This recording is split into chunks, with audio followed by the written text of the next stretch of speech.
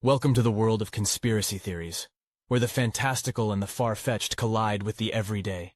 From the JFK assassination to the moon landing, conspiracy theories have been a part of our cultural landscape for decades. But why do we find these theories so fascinating? And what can we learn from them?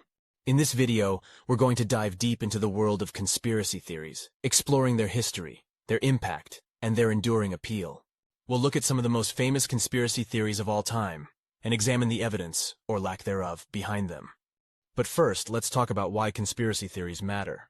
While it's easy to dismiss them as the ramblings of the paranoid or the delusional, conspiracy theories can actually tell us a lot about the way we think and the world we live in.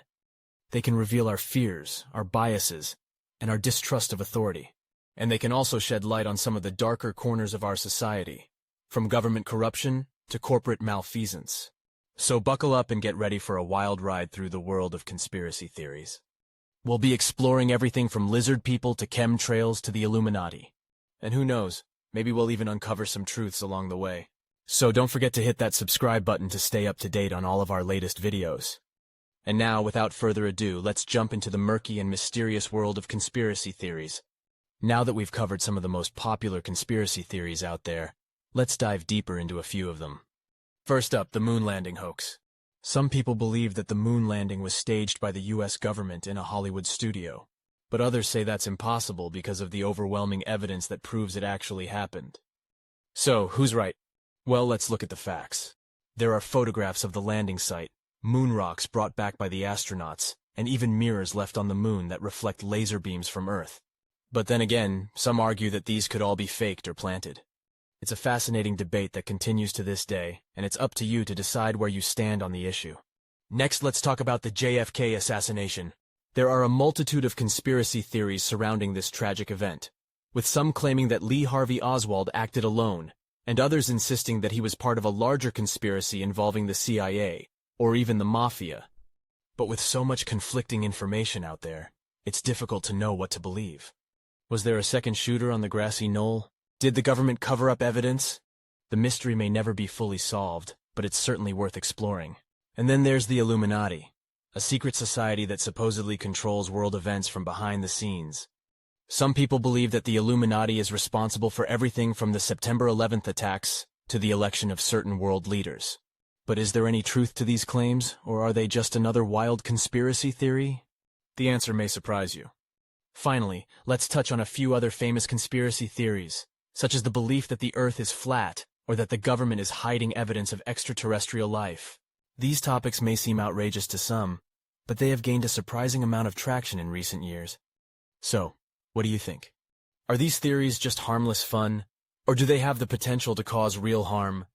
The answers may not be clear, but the discussion is certainly interesting. Now that we've explored some of the most popular conspiracy theories out there, let's dive into the psychology behind why people believe in them. It's fascinating to think about why some individuals are drawn to these theories, and what factors contribute to their belief. One key factor is cognitive bias. This is our tendency to favor information that confirms our existing beliefs and ignore or dismiss information that contradicts them. Essentially, we only see what we want to see. This can lead people down a rabbit hole of misinformation and confirmation bias. Another factor is the need for control. Conspiracy theories often provide a sense of order and understanding in a chaotic world. It can be comforting to believe that there are secret organizations or individuals pulling the strings behind major events. It gives us a sense of agency and control, even if it's just in our own understanding of what's happening. But it's important to recognize the potential harm that conspiracy theories can cause. They can lead to distrust of authority, fear and anxiety, and even violence. We've seen this play out in real life with events like the 9/11 attacks and the Sandy Hook shooting. So it's important to approach conspiracy theories with a critical eye and a willingness to examine evidence objectively. And to remember that just because something seems plausible or makes us feel in control, it doesn't necessarily mean it's true. As we've seen in previous parts, conspiracy theories have been around for centuries. But with the rise of social media, they've found a new life. The internet has made it easier for people to spread information, both true and false. And when it comes to conspiracy theories, false information spreads like wildfire. One of the main culprits of this phenomenon is algorithms. Social media platforms use algorithms to show users content that they're likely to engage with. This means that if you're someone who frequently engages with conspiracy theories, the algorithm will show you more of them. And if you're already inclined to believe in conspiracy theories, seeing them repeatedly can further solidify those beliefs. But it's not just algorithms that contribute to the spread of conspiracy theories. Echo chambers also play a role. These are digital spaces where like-minded people gather and share information that reinforces their beliefs.